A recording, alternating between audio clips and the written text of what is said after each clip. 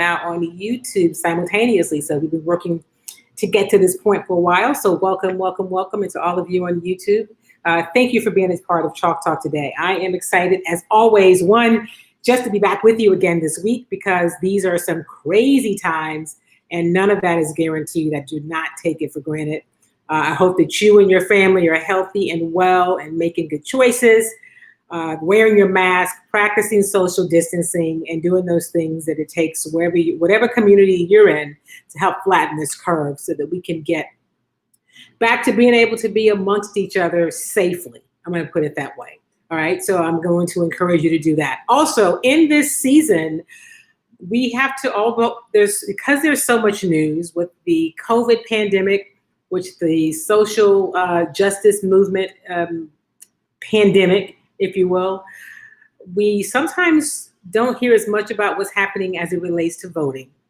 And I'm really big on taking action. And so I'm going to remind you, pay attention wherever you live to when your primaries come up, if there are runoffs for primaries. I know that here in the state of Texas, our primary was back in March, but now we are about to, we have a runoff to complete that primary coming up in a couple of weeks, but early voting has already started. I had someone reach out to me today and say, hey, make sure you remind people that they need to vote, because there's not really any conversation about that on the news. So remember, vote in the primary, be prepared to vote in November. This is super important. It's always important here on Chalk Talk. And so I just want to encourage you to exercise your right to vote. For those of you who say, oh, well, I'm not registered to vote, so you can't vote in this primary and this runoff, make sure you go ahead and get registered now. Let's not wait until the fall, until the last minute to get registered. In some states, you're able to apply to send off and ask for a mail-in ballot. I encourage you to do that as well. Okay, those are things we're always in Chalk Talk going to talk about, the proactive things we can and we should be doing. And voting and being prepared to vote is at the top of that list. We always talk about, this is the most important election ever. Well, this really is. And it's important all the way from the top, clearly at the top, all the way to every local election. As we can see, politics, we always say all politics is local. It starts with the local elections. Pay attention if there are city council seats or mayoral seats or school board seats, state representative seats, state senate seats, and oh my goodness, those governorships. Okay, we have seen the importance of local governments throughout this pandemic. So I'm just going to encourage you in that regard to be registered, be informed, and definitely be proactive. Vote. If you happen to live in a state where mail-in ballots are an option, get your mail-in ballot. Don't wait till later and decide that in November, this coronavirus pandemic, because we're going to still have the administration we have right now. Hang on a second. I have a guest trying to join me.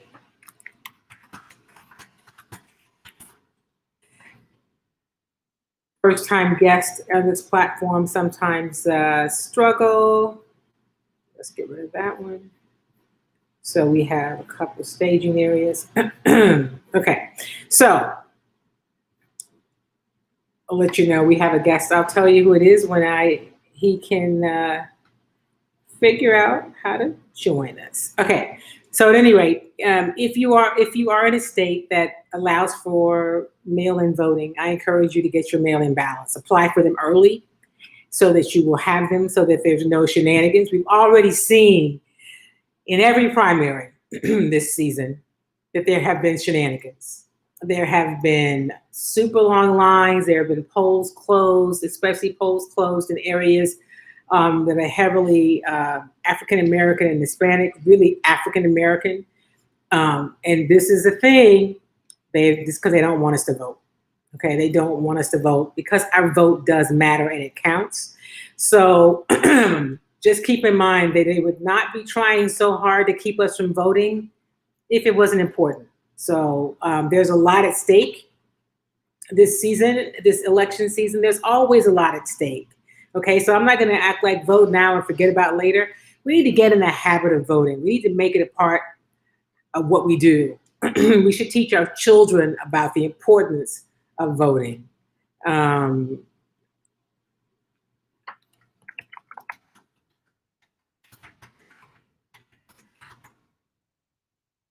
So that it's not so foreign or so different for them. Okay. Okay, hang on a second. Let me try this again. I have a guest that's having a hard time joining me. Let me resend the link.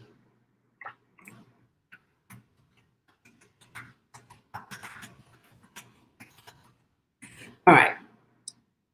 So, voting. And if you happen to be in Texas, go ahead and go ahead.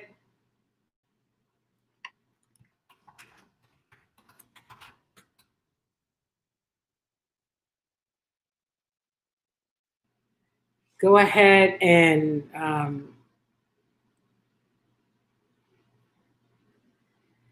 okay.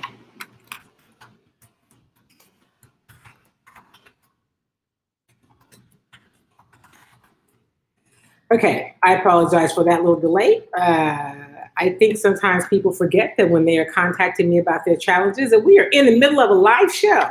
So while he is working to join us, there's a few things we're going to talk about. Of course, you know, I mentioned to you about voting, which is obviously super important. You know, voting all across the board. The Senate seats matter, right? Because we can't really move legislation forward without the Senate, and with the Senate being Republican controlled and run by Mitch McConnell, who, if you didn't know before, because he's been in the Senate 1,000 years, at least by the time President Obama became president of the United States, we knew for sure then who Mitch McConnell was. When he said, I will do everything I can to make sure he's only a one-term president, and then he's not successful. So you're not really about the country, you're about some other stuff, okay? You're about some other foolishness, and he continues to be that person who is in control of the Senate, decides what will be brought to the floor. And so we've got to make some changes. Now, you know, on this show, I usually don't tell you, suggest who to vote for, but clearly we're in a crisis, right? We're in a couple of pandemics at the same time. The COVID pandemic has been going on much too long, and the curve has not flattened because we have poor, and that's being kind, leadership at the federal level. And so states have been left to kind of fend for themselves. If you happen to be in a red state, they tend to follow what the administration is following, which is just bad advice. All right. And so we got to get that fixed. And the other pandemic, as it relates to police brutality and the lack of social justice and the movement towards social justice and more equity and reparations and all of that's going on all the time, right? So that is going on all the time. Let me see here.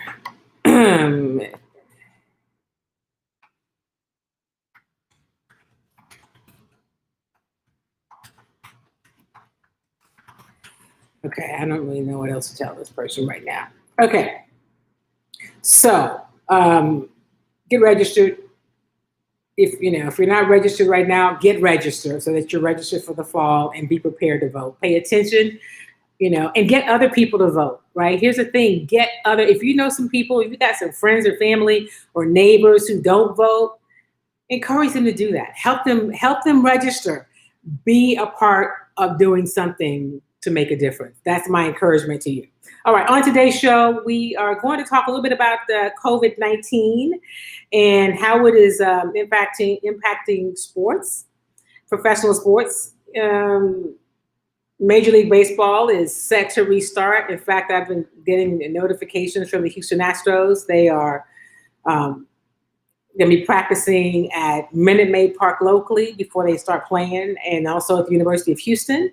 There are no more season credentials. Now they're doing credentials day by day, and that's really because they're controlling the space, who's going to be coming to games, covering games, how much space they have, and trying to do their part in keeping social distancing, not only for the players and staff, but for media members. So as we look to cover camp and games, there's new stipulations for everybody.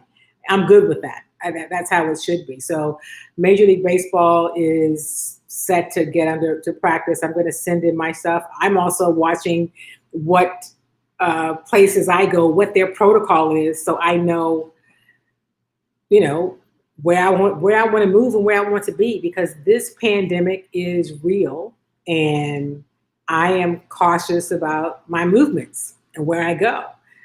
Some of you may have known that I used to teach a spin class at 24-Hour Fitness. And even though 24-Hour Fitness is not reopened in Houston, I decided that I didn't want to go back to a gym that big.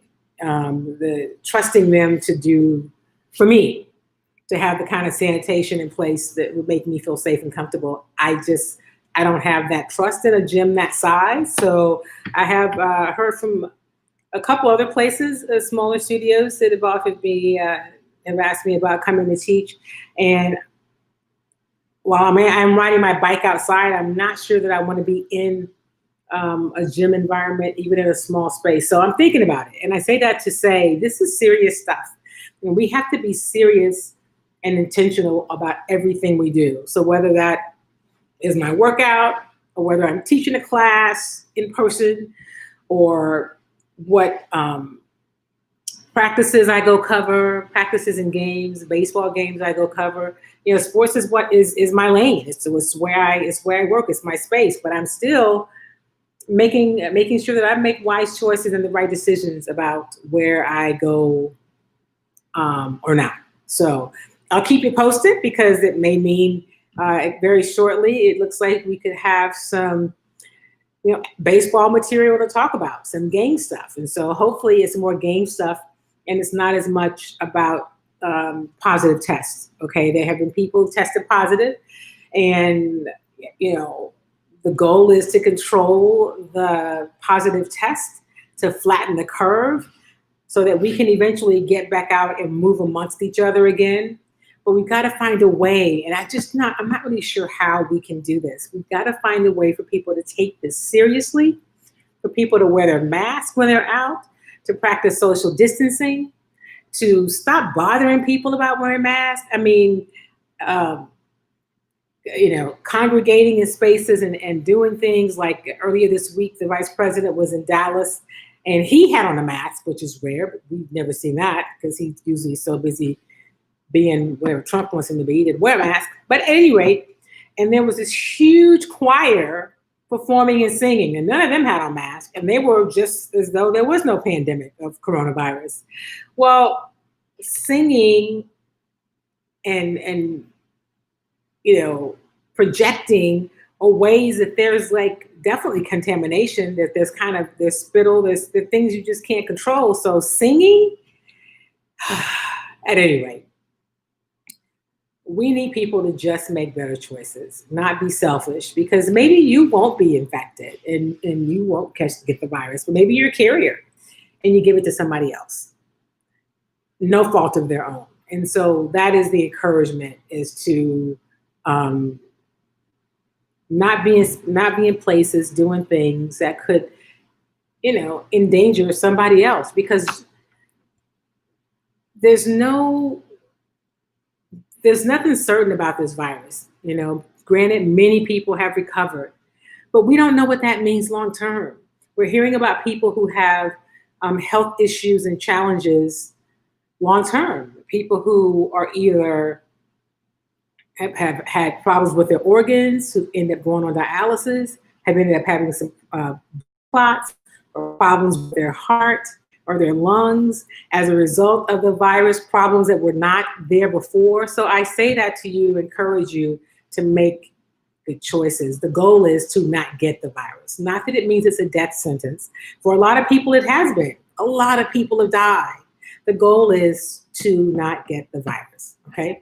So I was waiting for Alanis Westbrook to join us. We're going to talk about Major League Baseball and just some of the challenges that they've been talking about that has made baseball, I don't even want to say restarting because the regular season never started. They were in spring training, but we were going to talk a bit about that. I don't think he's going to be able to join us. He had another something on his schedule, and he wasn't able to log into the show. So we'll catch him another time. But we can still talk about what's happening in terms of Major League Baseball. I told you guys that the Astros are making plans to get things underway. And the regulations they're following have to do with what Major League Baseball has set in place. And so, as I mentioned, because of spacing, they're going to likely only accommodate one media member per affiliate. And not that these things are super important to you, but it's just to say that they are looking at everything in terms of, let's see here, got to look back splash, in terms of safety and precautions. So that is news from Major League Baseball. The other sport that is set to get underway, of course, is the NBA. Now, the NBA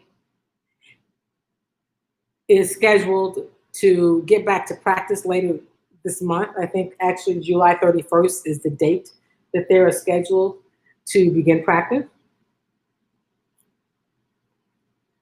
They already have their play-in schedule set, and they are continuing to have some positive tests. There are some players who are saying, yeah, I don't know. And so let's listen to, I think Latest is about to be able to join us. It'll be short because he's got someplace else to be, but let's bring him in. Elenys Westbrook, good morning, my friend. Thank you. Good Technology, morning. huh? Wow. It was so much easier from the last time, your last platform, but that's okay. I'm here. Okay. Well, they keep changing stuff, right? It's okay. Listen, and I know you guys are hard out, so I want to get right to it. Hey, good morning, John Williams. Thank you for being here. Elenys, first, I was already talked about voting, but I want to talk to you about Major League Baseball.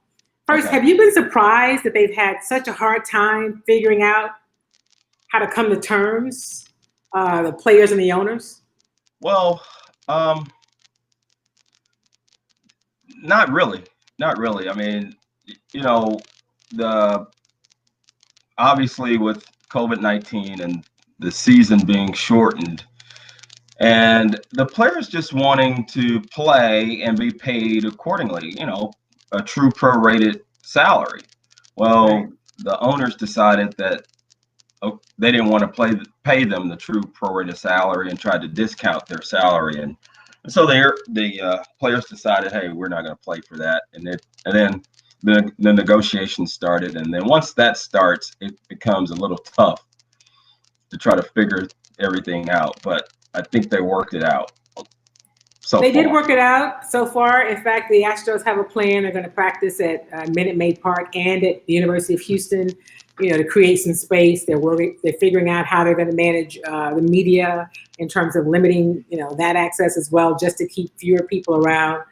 Right. How detrimental would it have been if Major League Baseball would not have been able to play this season for the sport now and in the future? I don't think it really would have had a big impact on the sport, to be honest with you. I really don't. I think the general public understands what's really going on with the pandemic, and the public really wants everybody to be healthy and obviously to be able to get back to normal at some point. But if the pandemic is having such a huge effect, and it's causing all of this, chaos, then I don't think the baseball season or missing the baseball season would have really had a big impact on the game itself. Now, there is a collective bargaining agreement that's coming up. They need to renew it pretty soon. So I think it probably would have hurt both sides in trying to negotiate a new bargaining agreement. But for the general public, I think they would have waited till football season and said, okay, let's play football and we'll get to baseball next season.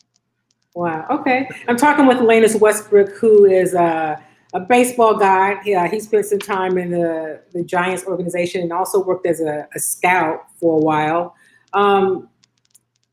You also do some work with young kids. So what are you guys doing with the young kids? Or I guess nothing right now, but what's the plan for re-engaging those kids in baseball? Well, actually, we are back to playing. I mean, once they, okay. Yeah, they said we could start playing again. Youth sports could start on June 15th, and we started playing or actually practicing during that time. And we've had a couple of tournaments with a 15-year-old team and a 13-year-old team, and last night had a college league game, a doubleheader. Playing a college, we have a college team that's playing out in Tomball at Premier Baseball on Mondays and Wednesdays. So we're doing that, and everything's kind of back to normal in that instance. But obviously, last week the city, Harris County, had to close some of its public parks, and some of the tournaments were canceled due to that. Are you guys doing anything different with the young people, or as you approach your games and practices as a result of COVID-19? Well, we try to separate them into smaller groups. We try to have, 4 or 5 over here, 4 or 5 over there, and try to separate them like that. But, baseball it's a pretty unique sport. It's not a close proximity sport, with the exception of the batter, the catcher, and the umpire. When you're on the field, everybody's spread out. Right. You have a batter and the catcher, but the catcher has on all the equipment. He has on a chest protector, knee, shin guards, face mask. So so does the umpire. So the only person that does not wear a face mask when batting is the batter. So, and he is actually facing the pitcher. So, I mean, you just have to worry about that instance. But for the most part, baseball is spread out. You spread out when you're playing catch, when you're warming up. You spread out when you're playing. Only one hitter when you're taking batting practice. Only one hitter can hit at a time. So you don't have. And they're using their own equipment, so you don't have to share. Right, exactly. Right? They have their own equipment. We have the hand sanitizer that we use. We have wipes that we use. We have, and guys have masks. If players want to wear a mask, they're allowed to wear a mask. As coaches, we can wear masks. So it's not like basketball or football where you have guys that are kind of close knit or close to each other. Let me ask you, before I have to let you go, how has it been? I mean, how much of these young people enjoy being able to be out and do something? Because, I mean, they've been cooped up inside since early March. You say that. I had to get on a group yesterday for walking on the field. But okay. they like being back on the field. They really do. And they like the competition of playing against other teams. So, I mean, they're excited about being out there. Well, like any young player, they have a tendency to try to be a little lazy, and you have to kind of prod them or motivate them to pick up the energy a little bit. But for the most part, they really enjoy being back on the field. So you're working with it. Are you a part of the Premier League, your team that you're coaching? Well, the college team, yes. It's part of the Premier Collegiate League, yes. Okay. Out in Tomball at Premier Baseball. But then my partner and I, Jason Lozano, we have another couple other teams that we coach, 15-year-old team and a 13-year-old team. And then I have another 13-year-old team that I coach out of West U, the Revolution. So it's we're busy. It's good. It's really good. I just happen to see, aside from youth sports, I just happen to see Major League Baseball rules for this season, and they're unique. What's the most unique thing that you've seen in the rules? In an extra inning game, putting a runner at second base. Yeah, why is that, I wonder? Because they're trying to speed it up. They're trying to speed it up. They're trying to speed it up. They implement that rule in minor league baseball, so they decided for the regular season they're going to put a runner at second. In Major League Baseball, they'll put a runner at second base in a tie game in an extra inning game. Well, I don't know that's going to be different. I don't know if anybody will be upset about it. The roster is also different. They start off with 28 players for the first 2 weeks, and they dwindle it down to 26, and then I think after that they go down to 25 or something like that. Yeah, I saw that too. Yeah, but it's going to be interesting. So they've had a few players who opt out and say, not for me this season. Right. The Astros, from what I can tell, have not had any players do that yet. Right. Do you expect more players to say, I'm going to pass on 2020? Yes, I do. One of the players out of Arizona, the pitcher, Mike Leake, I saw him opt out yesterday. And Zimmerman opted out. Zimmerman opted out also. But, those I don't think any rookies will opt out. I don't think any first, second, third year players will opt out. I think these will perhaps be more established players, guys that are up for free agency and stuff like that, and contract times and things like that, maybe. So, but I expect more players to opt out. Ian Desmond with the Rockies decided to opt out, but he decided that his move was more social, I guess, in conjunction with what's going on with Black Lives Matter and the social issues that we're trying to address daily. So he approached it more along those lines versus the COVID-19 lines. Well, okay, in my 1 minute left, because I'm going to make sure I get you to your next meeting so you'll come back when I ask you. Thank you. Talking with Alanis Westbrook, who coaches some young Premier Leagues, but also worked in Major League Baseball as a scout and played in the Giants system for a while. What do you think about Dusty Baker? I think he's probably the best person for the situation right now. I hate that he has to deal with a season like this, but Dusty's probably the right guy. He is the right guy. Not just for this season, but I think he's the right guy for being a manager, period. He understands players. He understands the game, and he's been successful everywhere he's managed. So, I hate when people in baseball try to label him as the right guy for this time and this instance. He's just the right guy. He's the right guy to manage any team in any instance, in my opinion. Dusty Baker, we're going to let you go there. I got you out on time for your next meeting. We will talk soon. Thank you so much. I appreciate you. Thank you very much. See you. All right.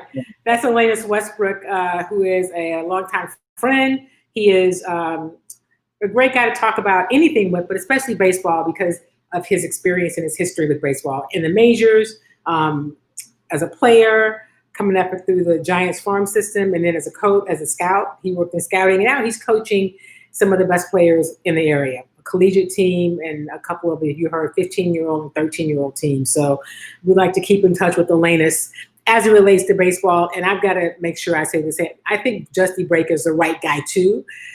He's especially the right guy for now, but I think he's the right guy, period. I've been a long time Dusty Baker fan of watching him and seeing how he moves and just his work. So he's probably the main reason that I'm even going to go cover any Astro stuff during the pandemic. As I navigate, I'm always with mask on and have my own gloves, but it's because of Dusty Baker that I even want to catch them in person for this abbreviated season. All right, so I also told you we were going to talk a little bit about the NBA, and I'm going to let you hear from. So we're going to try something that was a little different before. So the platform, okay, I think we're going to be okay. Let's see here. We're going to go to this point. DeAndre Jordan and Spencer Dinwiddie say they're positive for coronavirus. Jordan ruled himself out of the NBA restart in a post on social media Monday night. The Nets will sign a substitute for Jordan. Sources told that to our Adrian Wojnarowski. Dinwiddie told The Athletic he's not sure he will be able to participate. The Nets will also be without forward Wilson Chandler, who told our Malika Andrews Sunday that he's opting out. Here's Raptors guard Fred VanVleet with one of the difficult decisions players are forced to make. It's terrible timing, but that's been 2020 for us. So I think, I mean, look, obviously we all know the right thing to do is to not play, to take a stand, to, morally, yes, that makes sense. But life goes on. We're all young Black guys, and none of us want to give any money back, and I don't think that we should. And I think that money can be used in many different ways. So there's ongoing conversation.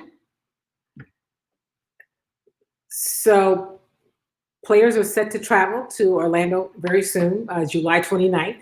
And, I'm looking today, the Nets practice facility reopened today after being closed for several days. The Nets had recent positive coronavirus tests with DeAndre Jordan and Spencer Dinwiddie, who you just saw on that interview. So, the other thing is, after the Denver Nuggets have closed the team's practice facility for several days after positive tests for coronavirus within the traveling party that was headed to Orlando. The facility was locked to players and staff starting on Saturday and could open again later this week. So teams are taking precautions. You heard Adam Silver, if you watch any of his interviews and press conferences, he said, look, we expect that there are going to be some positive tests. It is how they respond to those tests that it will be significant. And again, because we don't know the long-term impact, and there's John who says Dusty Baker is the right guy for the Astros. He absolutely is. We don't know the long-term impact of what this coronavirus does to people. And we really won't know for a while because we're still figuring so much of it out. Now, there are a lot of the people who are testing positive and being hospitalized are younger. They're in their 20s, 30s, and 40s. So the virus does different stuff. And so the best thing to do is to not get it. I mean, I don't really know how else to say that. The best thing to do is to not get it.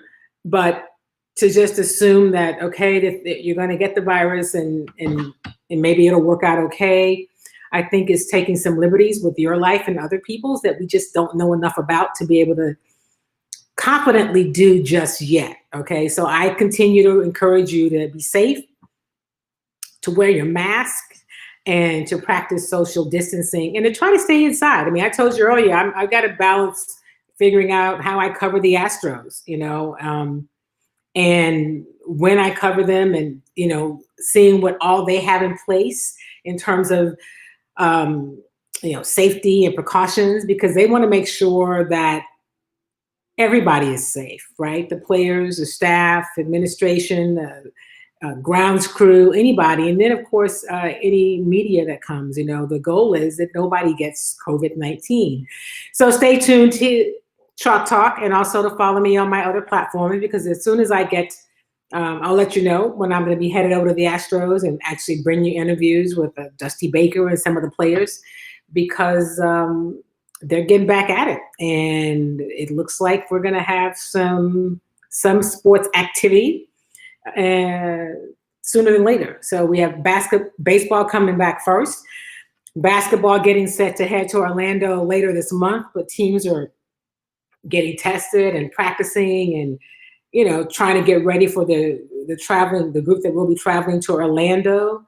And then we have the NFL. So the NFL has the luxury of being the last team to kind of come on board as to see how Major League Baseball and to see how the NBA handles the impact of the coronavirus. And so, Roger Goodell has also said, we know we're going to have some positive tests. It is putting the right protocols and things in place to manage those tests. So John says the teams are doing the right thing by closing facilities to test all the players and personnel. I applaud the NBA for how they are handling this. This virus is certainly unpredictable, And being a survivor of the virus and getting back on my feet, it has been a challenge. So thank you for sharing that, John. We are glad that you are on the other side, or being a survivor. We don't even know what the other side is. But what have you had noticed things about your body or your health that are different post COVID-19 that you didn't notice before? And if so, if you don't mind sharing that. But glad that you're doing that you're doing better and that you're getting back on your feet. And everybody who I've talked to who has have suffered through the virus and has survived it has talked about the challenge. Like, you just don't know, and it's got to be frightening because there's so much you don't know, right? And again, I say the goal is not to get it, although the leagues are saying, hey, we know we're going to have some people positive. We're just going to have to work through that, and hopefully it will.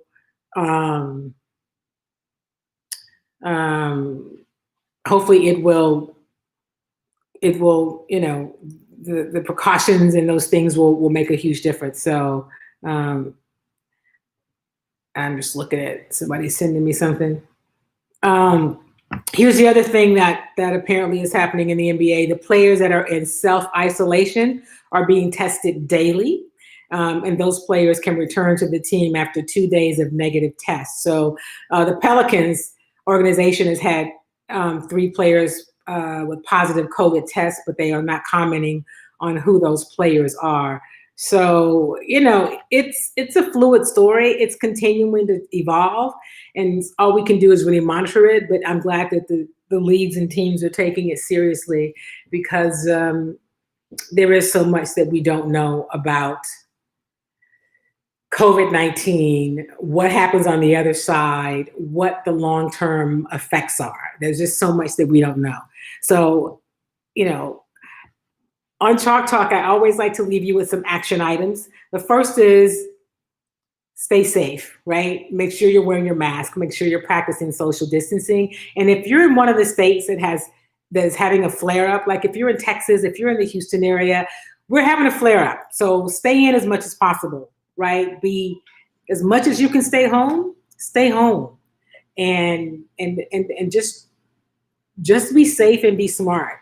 So that's my action item for you. Those are my action items for you as it relates to COVID-19. Make sure you're wiping down surfaces, that you're disinfecting areas, that when you come back in, every time I come in from outside, I wash my hands in warm soapy water for 20 seconds. I have hand sanitizer in my handbag. I keep it in my car. If I get in or out of the car, if I have to touch a button, whatever, I'm always using the hand sanitizer.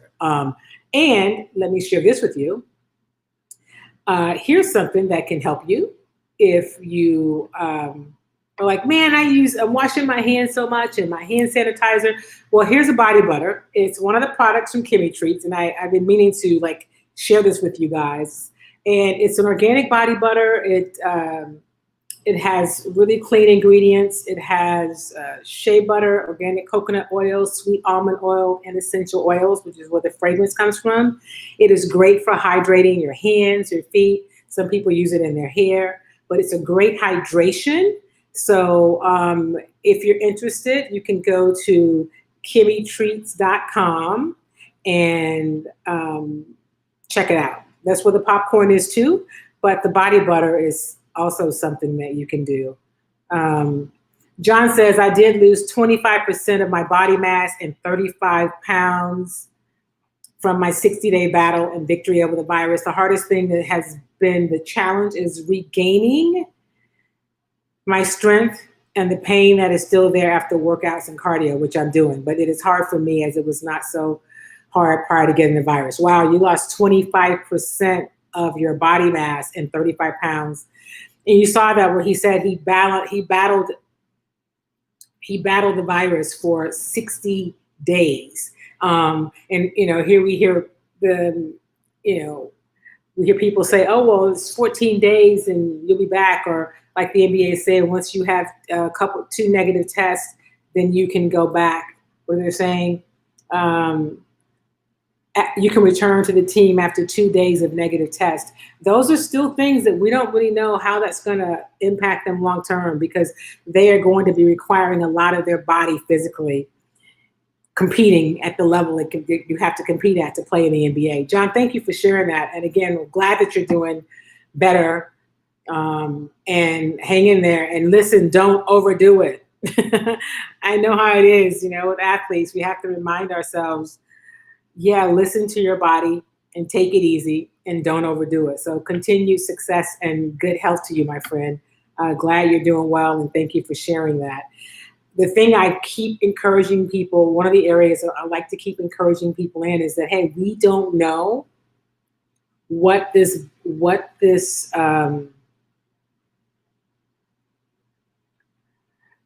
Mala Travel guy. Hey, greetings. Hey there, Mala. It's good to see you from Houston. I'm traveling during the pandemic as a journalist. Look forward to hearing from you soon.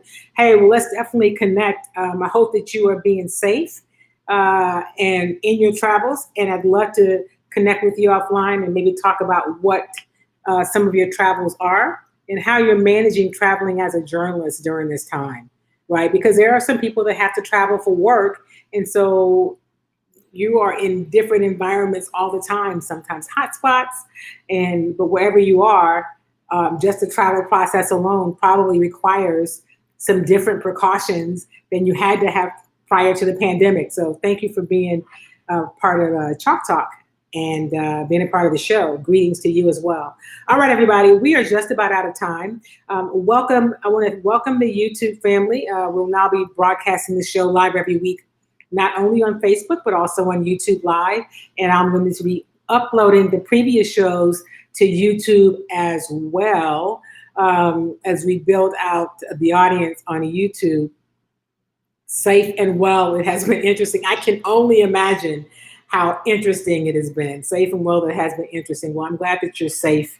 And I can't wait to hear some of your stories. I'm sure you have some great ones. So that as well. John adds this: long-term could be a challenge for NBA players, especially if they have tested positive for the virus. It is so unpredictable that it could take up to 14 days to really affect the player. Again, I believe the NBA is handling this well. That's a great point, John. And I think that's one of the things that so many of us have talked about. I believe in following the science. And this is what the medical people say. There's so much that we just don't know how it's going to manifest itself, even beyond recovery. So, it may not show up. It may cause others to be impacted. And John says, I will try my best to take it easy. I'm going to need you to try better than your best, my friend. Sit down somewhere. Sit down somewhere. You're right. The NBA seems to have a good plan in place. We will see. And then we'll see what the NFL has some time to figure it out. They are still at this point expected to report to training camp in July. I believe the date is about July 28th, when teams should be able to report. So with that said, we are out of time for today. Thank you for being a part of Chalk Talk on Facebook and also now on YouTube. And if you have questions or if you have things that you'd like for me to tackle or talk about on this show, let me hear from you. You can email me, you can DM me here, you can send me a note on YouTube or Facebook, or you can email me, kim@kimydavis.com, kim@kimydavis.com. And you can also follow me on Twitter. Let's see here. Did I type it in? There we go. Kim@kimydavis.com. And you can follow me on Twitter. There we go. I'm on 2 platforms now, so it's just kind of cool to see it pop up both places. Follow me there. You can follow me on Twitter at Kim Y. Davis and on Instagram at kim.y.davis. Make it a great, great week, everybody. Thank you, John. I appreciate you, my friend. Remember, do something kind for yourself and do something kind for somebody else. Hey, Erica Hilliard, welcome to the show. And again, welcome to those of you who have been watching on YouTube, as we are now streaming live in two places at one time. Have a great week, everybody. Wear your mask, practice social distancing, and remember to vote.